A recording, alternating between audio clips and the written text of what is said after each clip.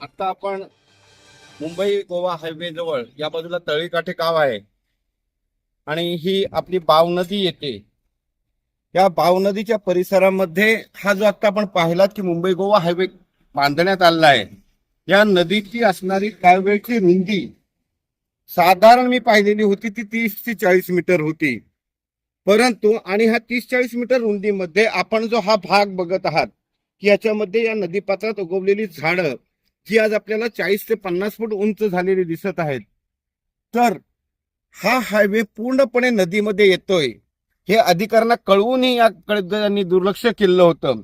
आणि आज नदीची पात्राची अवस्था अशी झालेली आहे जी आपण इथे खालवर पाहू शकता.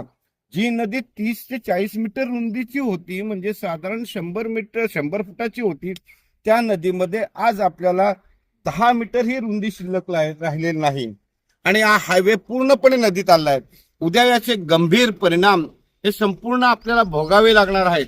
कारण ज्यावेळी अतिवृष्टी होईल त्या अतिवृष्टीनंतर येणारं वाहणारं संपूर्ण या पाणलोट क्षेत्रातील पाणी हे पाणी या नदीतून वाहून जाऊ शकणार नाहीये.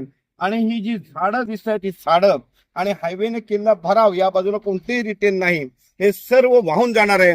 म्हणजे आपण नदीवर लोकांनी अतिक्रमण करतायत इथपर्यंत आपण मान्य करतो, पण प्रशासन आणि शासन हे विकासाच्या नावाखाली किती अतिक्रमण करत आहे आणि आपणा सर्वांना विनाशाकडे नेत आहे, याचा आपण गांभीर्याने विचार करण्याची गरज आहे.